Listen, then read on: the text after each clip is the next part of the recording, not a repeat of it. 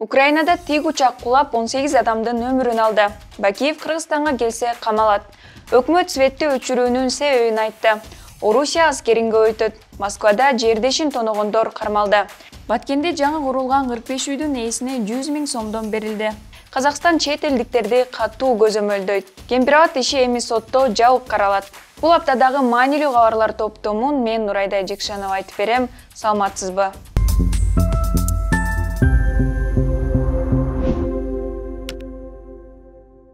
Киевдин Бравары шаарында тик учак бала бакчанын жанына кулап, 18 адам набыт болду. Кырсыкта ички иштер министри орунбасары мамлекеттик катчы жана 3 жаш балада курман болду.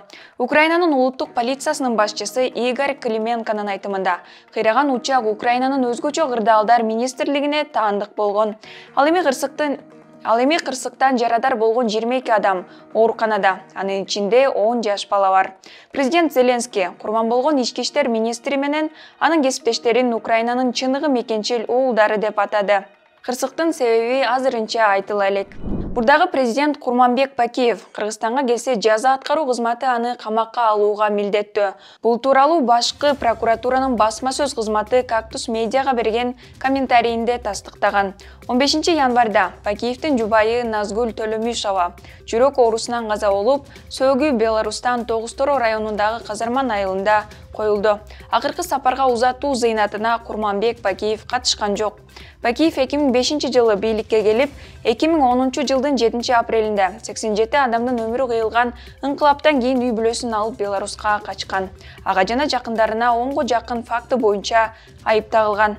Курманбек Бакиев сыртынан соттолуп, 30 жылга эркинен ажыратылган. Жогорку кеңештин жыйынында депутат Дастан Бекешев аймактарда жана Бишкек, Ош шаарларында электр жарыгы мал-малы менен өчүрүлүп жатканын айтып, өчүрүү графигин берүүнү сурады. Бүт эле жерде азыр региондордо Бишкектеги дагы саат сайын мындай электр энергияны өчүрүп баштады. Мурунку веерный отключение азыр регуляторные меры деп кошту. Чындыгында бирок бул веерный отключение да.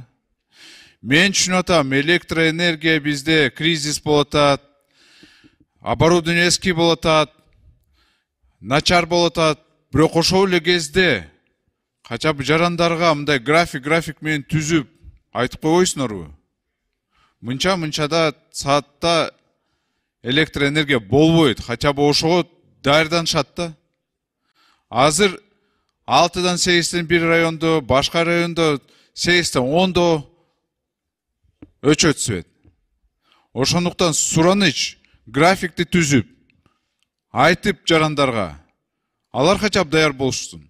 Мына ошол электроэнергия кесепетинен смог болуп атат.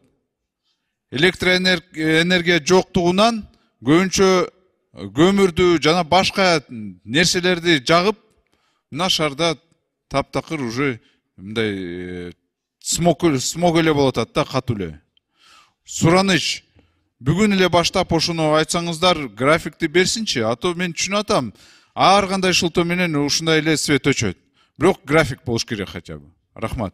Акыркы убактарда социалдык тармактарда колдонуучулар светтин ар кандай убакта өчүрүлүп жатканы жүдөтүп, ыңгайсыздык жаратканын айтышып, даттанган видеолору тарап жатат. Улуттук электр тармактары ишканасынан медиа хабка мал-малы менен өчүрүү болбой эле деп, свет жүктөм көп болгон учурда гана өчүп жатат деп ишендиришти. Орусиянын коргоо министри Сергей Шойгу Орусия армиясын 3 жылда 1,5 миллионго жеткирүүнү көздөп жатканын билдирди.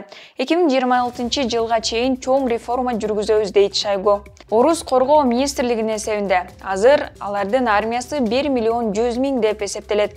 Аз мурда тергөө комитетинин жетекчиси Александр Бастрыкин орус жарандыгын алган чет элдиктерди аскерге тартышаарын билдирген.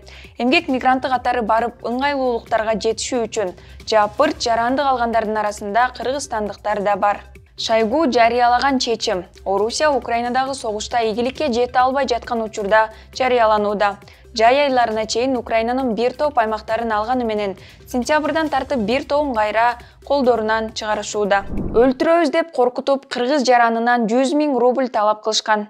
Москвадагы бул кылмышка шектүү катары милиция 4 кишини кармаган. Кармоо учурунда шектүүлөрдүн биринен тапанча жана бычак табылды. Ички иштер министрлиги кылмыш 11 январдын түнүндө жасалганын билдирет. Шектүүлөр адегенде эле жердешинин акчасын жана башка буюмдарын тартып алышкан. Кармалгандардын лидери 31 жаштагы Аза Большой кличкалуу базар коргондук. Калган үчөө базар коргон, Лейлек жана Талас районунун тургундары. Кыргызстандын ички иштер министрлиги булардан дагы ким жабыр тартса, Орусиядагы өкүлчүлүгүнүн +7 926 890 87 00 номерине кайрылууга чакырат. Коопсуздугунан чоочулагандар жашыруун калат деп кепилдик беришет. Баткен облусунда 18 январда 30 үй колдонууга берилди. Жалпы 45 үй толук бүткөрүлгөн. Президенттин иш башкаруучусу Каныбек Түмөнбаев курулушу аяктаган үйлөрдүн ээлерине президент Садыр Жапаровдун атынан 100 000 сомдон тапшырды. Чек арада күйгөн үйлөрдүн алды аяктоо алдында турат. Бүтө электеринин 80-90% жумуштары аткарылганы маалымдалды. Тажикстандын сентябрь айындагы агрессиясында Баткенде 616 үй талкаланган. Анын 453-ü кайрадан курулууда. 26 январдан тарта Казакстан чет элдиктердин өлкөгө визасыз кирүү жана жүрүү тартибин күчөтөт. Астананын чечими ушул аптада расмий сайтында жарыяланды. Жаңы эрежеге ылайык курамына Орусия кирген, Евразиялык экономикалык биримдикке кирген өлкөлөрдүн жарандары Казакстанда жарым жылдык мөөнөт ичинде 90 күн визасыз жүрө алышат. Казакстанга визасыз киргендер башка чет элдиктер 30 күн гана жүрө алышат. Мурда бул 90 күн болчу. Кызыгы өлкөдө жүрүү убактысын узартуу үчүн мурдагыдай чек арадан кирди-чыкты кылууга уруксат берилбейт. Мындай чараны сунуштаган өлкөнүн ички иштер министрлиги бул Казакстанга иммиграцияга көзөмөлдүү күчөтүүгө мүмкүндүк берерин билдирди. Тергөөчүлөр Кемпирабад суу сактагычын берүүгө каршы чыккан активист, саясатчы жана блогерлердин ишин жашыруун кылуу боюнча токтом чыгарды. Бул тууралуу адвокат Канат Хасанов Клоуп басылмасына билдирди. Анын айтымында эми сот отурумдары да жабык өтүшү мүмкүн. Хасанов азырынча токтом адвокаттардын колуна тие электигин, аны менен таанышып чыккан соң аракет көрүлөрүн белгиледи. Кемпирабад иши боюнча 20дан ашуун киши кармалган. Алар 22 октябрдан бери камакта. Бишкек шаардык сотуна баш коргоо чарасын өзгөртүү боюнча берилген даттануулар канааттандырылган эмес. Камалгандардын бир бөлүгү сот чечимине нааразы болуп, 2 жумадай ачкачылык кармады. Бул аралыкта активисттер Орозайым Нарматова менен Перизат Суранованын саламаттыгы кескин начарлап, дарыгерлердин жардамына муктаж болду. Бул аптадагы учурдун урунтуу кабарлары ушулар болду. Апта аягына чейин кайрадан көрүшкөнчө.